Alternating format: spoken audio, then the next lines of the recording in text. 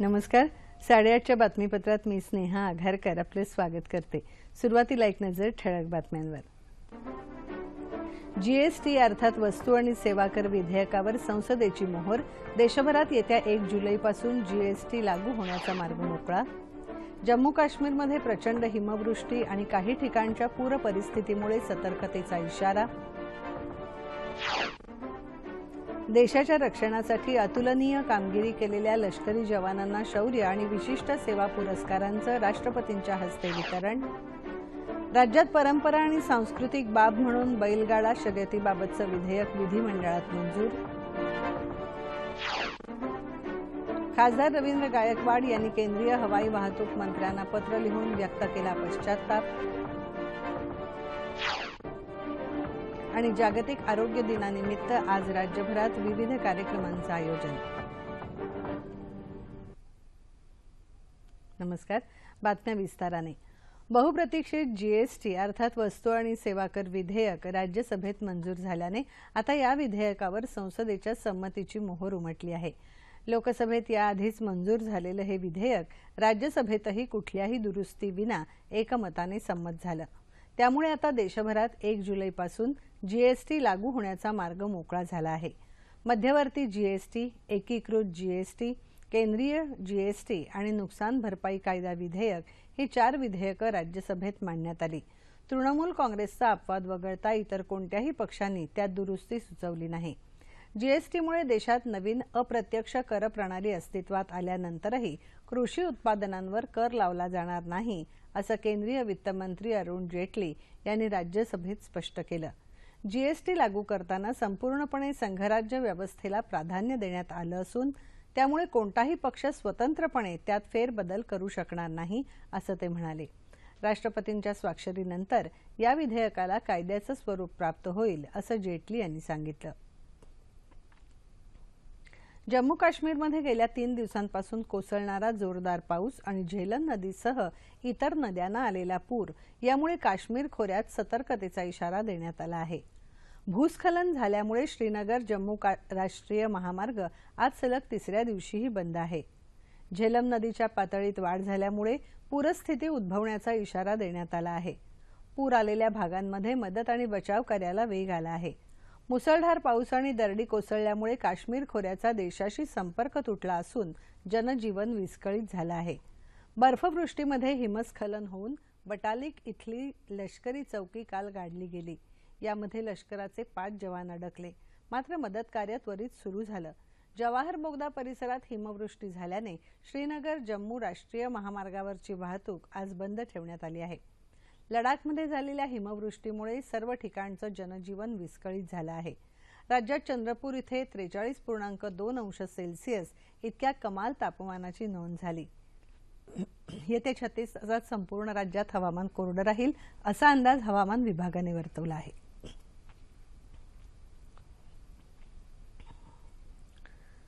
देशाच्या रक्षणासाठी प्राणाची बाजी लावणाऱ्या लष्करी सेवेतल्या शूरवीरांना काल राष्ट्रपती प्रणव मुखर्जी यांच्या हस्ते शौर्य आणि विशिष्ट सेवा पुरस्काराने गौरवण्यात आलं.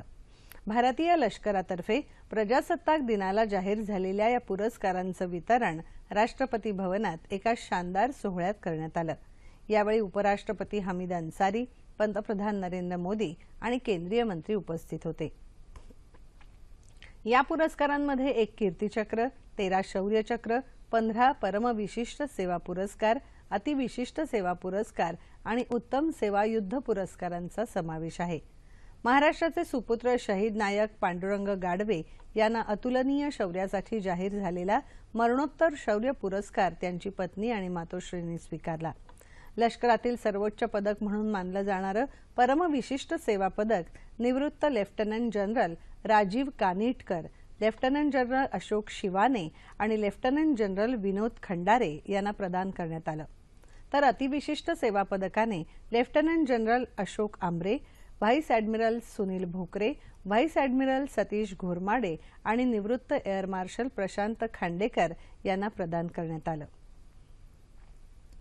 राज्यात परंपरा आणि सांस्कृतिक बाब म्हणून बैलगाडी शर्यतींना परवानगी देणारं विधेयक विधानसभेने मंजूर केलं आहे. मात्र या शर्यतींसाठी जिल्हाधिकाऱ्यांची पूर्वसंमती घ्यावी लागेल. बैलांवर कोणत्याही प्रकारचा अत्याचार करता येणार नाही आणि तसा झाल्यास 5 लाख रुपयांचा दंड आणि 3 वर्षांच्या कैदेच्या शिक्षेची तरतूद या विधेयकात करण्यात आली आहे। विद्यापीठांमध्ये संशोधनाला चालना देण्यासाठी विशेष उपाययोजना आखल्या जात असून शिक्षणाचा व्यवसाय होऊ दिला जाणार नाही अशी ग्वाही उच्च आणि तंत्रशिक्षण मंत्री विनोद तावडे यांनी सभागृहात दिली। हे अर्थसंकल्पीय अधिवेशन उद्या संपत असून आदल्या दिवशी विरोधी पक्षांकडून मांडला जाणारा अंतिम आठवडा प्रस्ताव विरोधकच सभागृहात नसल्याने पुढे ढकलण्यात आल्याची घोषणा पीठासीन अधिकाऱ्यांनी केली। थकीत कर्जदार शेतकऱ्यांच्या जमिनीचे लिलाव करण्याच्या दिलेल्या नोटिसा त्वरित मागे घेतल्या जातील असं सहकार मंत्री सुभाष देशमुख यांनी विधानसभेत जाहीर केलं। मुंबईच्या उपनगरीय रेल्वेचा प्रवास सुखकर व्हावा यासाठी सर्व आवश्यक योजना मार्गी लागल्या आहेत असं मुख्यमंत्री देवेंद्र फडणवीस यांनी अन्य एका लक्षवेधीच्या उत्तरात स्पष्ट केलं। राज्यातील 6 सांडपाणी प्रक्रिया केंद्र MIDCच्या ताब्यात चालवण्यासाठी देण्यात आली आहेत, तरीही प्रदूषण झालं तर MIDCवरच गुन्हा दाखल करू असं पर्यावरण मंत्री रामदास कदम यांनी सांगितलं। बनावट औषधं आणि सौंदर्य प्रसाधनांचे साठे राज्यात सापडत आहेत। कायदा आणि नियमात शिथिलता असल्याने लोकांना पळवाटा काढणं सोपं होतं, म्हणून निर्बंध कडक करण्याच्या दृष्टीने राज्य सरकार पावलं उचलत आहे असं अन्न आणि औषध प्रशासन मंत्री गिरीश बापट यांनी सांगितलं।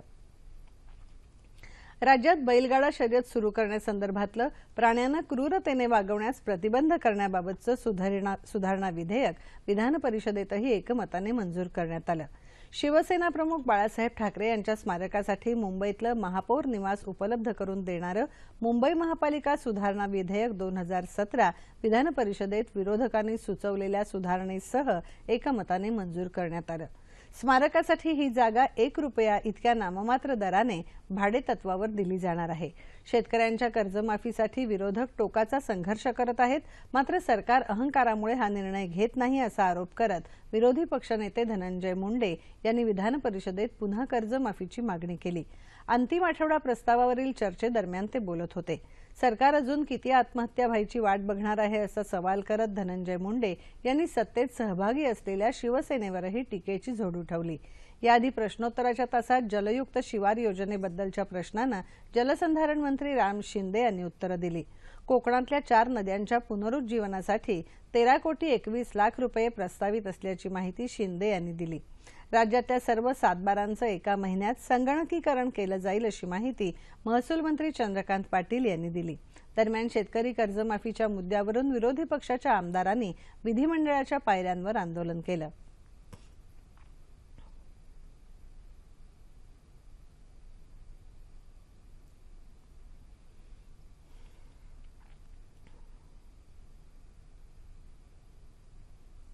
पत्रकार हल्लाविरोधी विधेयकाच्या मसुद्याला राज्य मंत्रिमंडळाच्या बैठकीत मंजुरी देण्यात आली। मंत्रालय आणि विधिमंडळ वार्ताहर संघाने मुख्यमंत्र्यांकडे या विधेयकासंदर्भात सातत्याने पाठपुरावा करून काही सुधारणाही सुचवल्या होत्या। हे विधेयक आज विधिमंडळाच्या दोन्ही सभागृहात मांडलं जाण्याची शक्यता आहे। भाजपच्या 37व्या वर्धापन दिनानिमित्त राज्यासह संपूर्ण देशभरात काल विविध कार्यक्रम आयोजित करण्यात आले होते। मुख्यमंत्री देवेंद्र फडणवीस यांच्या हस्ते मुंबईतल्या भाजपा मुख्यालयात ध्वजारोहण झालं। भारतीय जनता पक्ष हा विचारांवर आधारित पक्ष आहे, तसंच समाजापेक्षा कोणतीही व्यक्ती मोठी नाही असं मुख्यमंत्री यावेळी म्हणाले। समाजाच्या पाठिंब्याशिवाय पक्ष मोठा होऊ शकत नसल्याने प्रत्येक कार्यकर्ता आणि नेत्याने जनतेच्या कल्याणासाठी कार्य करावं असं आवाहन त्यांनी केलं। या कार्यक्रमाला भाजपचे मुंबई प्रदेशाध्यक्ष रावसाहेब दानवे तसंच ज्येष्ठ नेते गिरीश बापट, चंद्रकांत पाटील, पंकजा मुंडे, आशिष शेलार उपस्थित होते।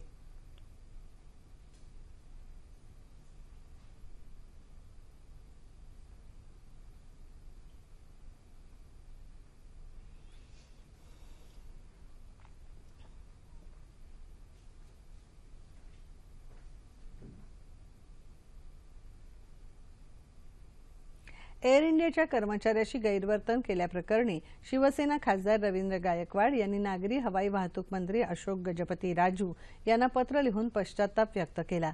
विमान प्रवासबंदी उठवण्याची विनंतीही गायकवाड यांनी यामध्ये केली आहे। शिवसेना खासदार रवींद्र गायकवाड यांच्यावरच्या विमान प्रवासबंदीच्या मुद्द्यामुळे आज लोकसभेत गदारोळ झाला। एअर इंडियाच्या अधिकाऱ्यांनीच गैरवर्तन केल्याचा आरोप करत प्रवासबंदी मागे घेऊन जाऊन न्याय मिळावा अशी मागणी गायकवाड यांनी केली। या प्रकरणी संसदेची माफी मागत एअर इंडियाची मात्र माफी मागणार नाही असं ते म्हणाले।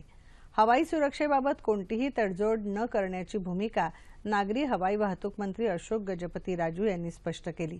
यानंतर मात्र प्रवासबंदी मागे घेईपर्यंत मुंबईतून एकही विमान उडू देणार नाही असा इशारा देत शिवसेना खासदार अनंत गीते आक्रमक झाले आणि सदनात गदारोळ झाला। दरम्यान गायकवाड यांच्यावरील विमान प्रवासबंदी उठवली गेली नाही तर येत्या 10 एप्रिलला होणाऱ्या राष्ट्रीय लोकशाही आघाडीच्या बैठकीवर बहिष्कार घालण्याचा इशारा शिवसेनेने दिला। खासदार संजय राऊत यांनी दिल्लीत घेतलेल्या पत्रकार परिषदेत पक्षप्रमुख उद्धव ठाकरे यांच्या सूचनेनुसार हा इशारा दिल्याचं स्पष्ट करण्यात आलं। गेल्या महिन्यात एअर इंडियाच्या कर्मचाऱ्यांशी खासदार रवींद्र गायकवाड यांनी गैरवर्तन केल्यावरून विमान कंपन्यांनी गायकवाड यांच्यावर विमान प्रवास बंदी घातली आहे।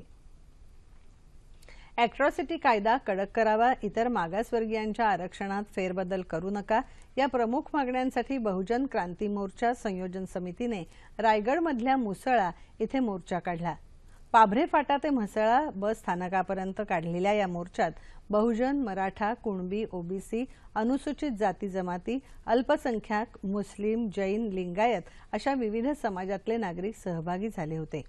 मराठा आरक्षण, सर्वांना मोफत आणि सक्तीचं शिक्षण, कोळी बांधवांसाठी शासकीय शीतगृह, मुबलक प्रमाणात पिण्याचं पाणी, प्राथमिक आरोग्य केंद्रात डॉक्टरांची संख्या वाढवावी अशा विविध मागण्यांचं निवेदन यावेळी तहसीलदारांना देण्यात आलं। आज जागतिक आरोग्य दिन। होऊ देत सुखी सारे, सर्वा आरोग्य लाभू दे, मांगल्य सर्व पाहोत, नको ना दुःख होऊ दे। भारतीय संस्कृतीत ऐहिक सुखापलीकडे जाऊन आरोग्याला महत्त्व दिलं गेलंय।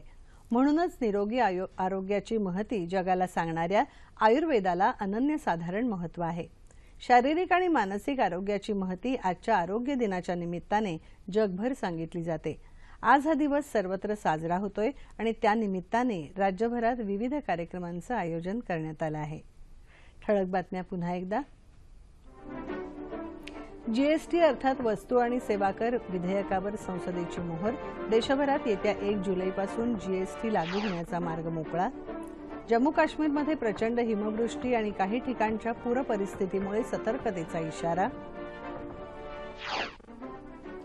देशाच्या रक्षणासाठी अतुलनीय कामगिरी केलेल्या लष्करी जवानांना शौर्य आणि विशिष्ट सेवा पुरस्कारांचे राष्ट्रपतींच्या हस्ते वितरण। राज्यात परंपरा आणि सांस्कृतिक बाब म्हणून बैलगाडा शर्यतीबाबतचं विधेयक विधिमंडळात मंजूर। खासदार रवींद्र गायकवाड यांनी केंद्रीय हवाई वाहतूक मंत्र्यांना पत्र लिहून व्यक्त केला पश्चात्ताप। आणि जागतिक आरोग्य दिनानिमित्त आज राज्यभरात विविध कार्यक्रमांचं आयोजन। याबरोबरच हे बातमीपत्र संपलं। पुन्हा भेटूया 11:30 वाजता आपल्या सह्याद्री वाहिनीवर। नमस्कार।